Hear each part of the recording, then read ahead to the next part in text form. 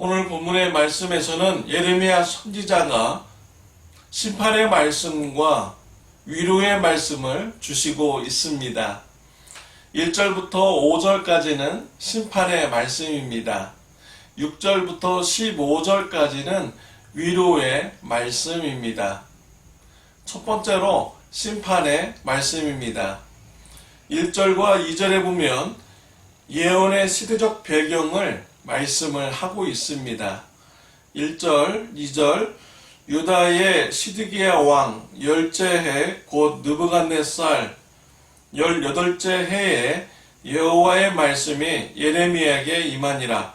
그때 바벨론 군대는 예루살렘을 에워쌌고 선지자 예레미야는 유다의 왕의 궁중에 있는 시위대 뜰에 갇혔으니 라고 했습니다. 유대의 마지막 왕인 시드기야 왕 때 하나님의 말씀이 예레미야 선지자에게 임하였습니다. 예레미야 선지자가 예언을 합니다. 그때에는 바벨론 왕 느부갓네살 왕이 예루살렘 성을 포위하고 있었을 때입니다. 예레미야 선지자는 예언을 함으로써 시위대 뜰에 갇혀있는 이런 상태가 된 것입니다. 세 가지를 예언하였기 때문입니다. 첫 번째로는 바벨론에게 예루살렘 성을 빼앗긴다는 예언을 하였습니다. 두 번째는 시드기야 왕에 대한 예언입니다. 시드기야 왕이 바벨론 왕 면전에서 만나게 될 것이다 라는 것입니다. 포로로 끌려가게 된다는 것입니다. 하나님의 은혜일 때까지 바벨론에서 갇히게 될 것이다 라는 예언의 말씀입니다.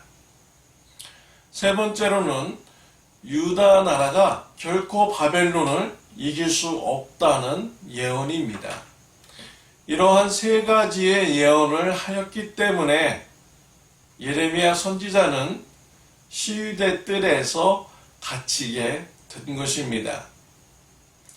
예레미야 선지자의 예언의 말씀은 유대 백성들과 시드기야 왕에게 실망을 주는 말씀입니다. 좌절을 주는 말씀입니다. 또 전쟁 중에서 싸우고 있는 군사들에게는 사기를 떨어뜨리는 말씀입니다. 매국노와 같은 말씀입니다. 그럼에도 불구하고 왜 예레미야 선지자는 이러한 예언을 하였습니까? 유대 백성들과 시드기야 왕도 이러한 의문점을 가지고 있었습니다. 그래서 5절에 보면 시드기야 왕이 예레미야 선지자에게 이렇게 질문을 합니다. 하반절에 보면은 시드기야 왕이 질문을 하는데 네가 어찌하여 이같이 예언하였느냐라고 이렇게 하였습니다. 예레미야 선지자는 하나님께서 주신 말씀이기에 선포한 것입니다. 사람의 눈치를 보는 것이 중요하지 않습니다. 사람들이 나를 어떻게 보느냐가 중요하지 않습니다. 하나님께서 나를 어떻게 보느냐가 더 중요한 것입니다.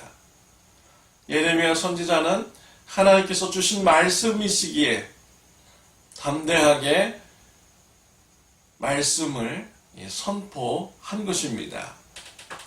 우리는 이런 예레미야 선지자의 신앙의 모습을 우리가 닮아가야겠습니다. 사람이 나를 어떻게 보느냐가 중요하지 않습니다. 하나님께서 나를 어떻게 보느냐 라는 것을 중요하게 생각하고 신앙생활하는 저와 여러분들이 되시기를 바랍니다. 예레미야가 하나님의 말씀을 받고 전했을 때 이것은 시드기야 왕에게 생명의 말씀입니다. 유다 백성들에게도 생명의 말씀입니다. 시드기야 왕이 하나님의 말씀에 순종하였다면 더 비극적인 일이 일어나지 않았을 것입니다. 바벨론 왕이 예루살렘 성을 정복했습니다. 시드기야 왕 앞에서 그 자녀들을 다 죽였습니다. 시드기야 왕은 두 눈이 뽑혔습니다. 비참한 모습으로 포로로 끌려가게 된 것입니다. 하나님의 말씀을 받고 먼저 순종하였다면 어떻게 되었을까요? 이러한 비극적인 일을 줄였을 것입니다. 또 안 일어날 수도 있었던 것이지요. 시드기야 왕의 불순종으로 인해서 많은 유대 백성들이 죽고 그의 자녀들이 비참한 결과를 보게 된 것입니다. 하나님의 말씀, 생명의 말씀입니다. 담대하게 불신자 가족들에게 전해야 됩니다. 불신자 이웃들에게 전해야 됩니다. 하나님의 말씀이 그들을 축복되게 만드는 것이기 때문입니다. 예레미야 선지자와 같이 사람의 마음보다 하나님의 마음을 더 중요하게 생각하며 생명의 말씀, 축복의 말씀을 전하는 저와 여러분들이 되시기를 바랍니다. 두 번째로 예레미야 선지자는 위로의 말씀을 주시고 있습니다.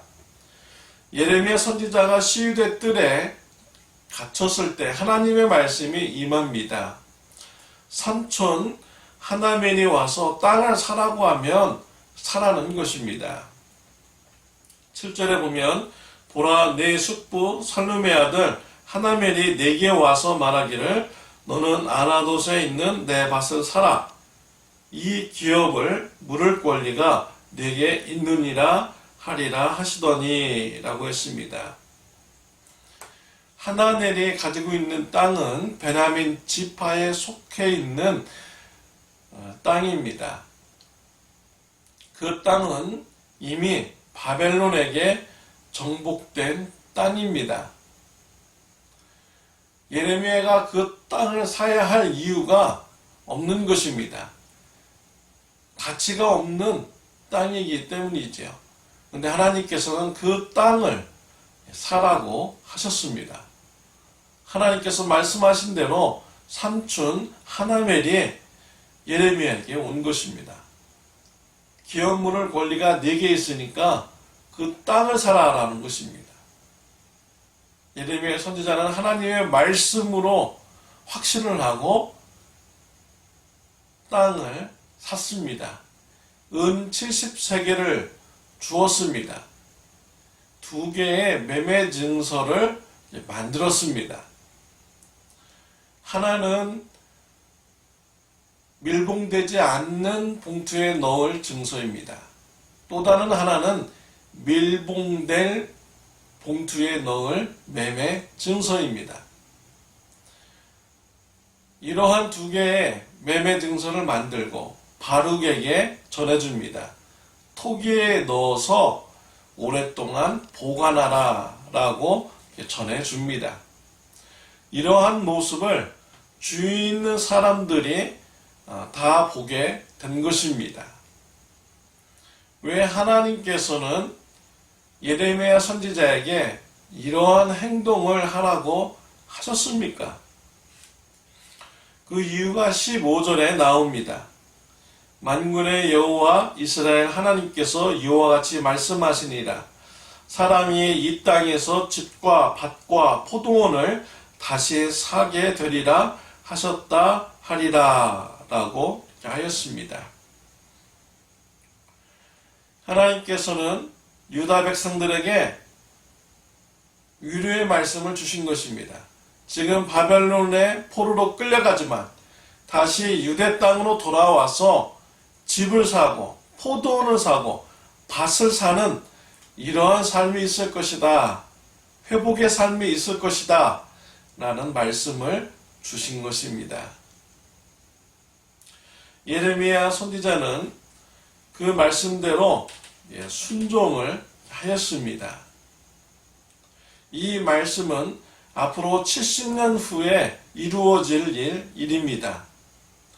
그럼에도 예레미야 선지자는 70년의 세월을 뛰어넘고 믿음으로써 땅을 사는 행동을 한 것입니다. 이러한 예레미야 행동을 주위 있는 사람들에게 보게 함으로써 소망과 위로를 받게 하고자 한 것입니다. 하나님께서 유대 백성들을 심판하신 것은 죄를 회개케 하기 위한 것입니다. 살리기 위한 것입니다. 축복을 주시기 위한 것입니다. 바벨론 포로기를 통하여서 죄를 깨닫고 회개하였을 때 정결하게 됩니다. 정결한 상태로 다시 유대 땅으로 돌아와서 그들을 회복시켜주는 것이 하나님의 뜻인 것입니다. 우리는 삶 가운데서 하나님의 책망을 받을 때가 있습니다. 책망을 받을 때 나의 삶을 돌아보아야 합니다. 죄를 발견해야 합니다. 죄를 회개해야 됩니다. 죄를 뉘우쳐야 됩니다. 죄를 버려야 됩니다. 정결한 삶을 결단해야 됩니다. 그럴 때 하나님께서 우리를 회복시켜 주시는 것입니다.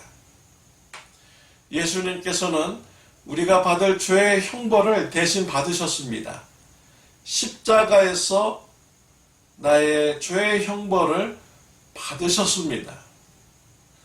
우리는 예수님의 보혈을 의지해서 하나님께 나아가 죄를 고백하면 됩니다. 하나님께서 예수님의 피를 보시고 우리의 죄의 형벌을 유보해 주십니다. 우리의 죄를 용서해 주십니다. 예수님의 십자가의 사랑을 붙들고 죄를 뉘우치고 정결한 삶으로 되돌아가야 합니다. 하나님께서 예수님의 보혈의 피를 보시고 우리를 회복시켜 주십니다. 축복하여 주시는 것입니다. 예수님의 십자가의 보혈의 소식은 우리에게 생명의 소식이고 복된 소식인 것입니다. 불신자 이웃들에게 사람의 눈치를 보지 말고요. 하나님의 마음을 알고 하나님 중심으로 생각하면서 예수님의 말씀을 전하는 저와 여러분들이 되시길 바랍니다. 하나님의 말씀이 불신자 가족들을 축복되게 합니다. 살려주는 생명의 말씀이 되는 것입니다. 불신자 이웃들에게도 축복의 말씀, 생명의 말씀을 전하는 저와 여러분들이 되시기를 바랍니다.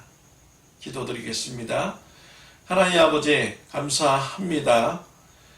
하나님 중심의 신앙생활하게 하여 주옵소서. 사람의 눈치보다 하나님께서 우리를 어떻게 보시느냐가 더 중요함을 알고 담대하게 하나님의 말씀, 생명의 말씀, 축복의 말씀을 가족들과 이웃들에게 전하는 삶이 되게 하여 주옵소서. 예수님의 이름으로 기도드렸습니다. 아멘.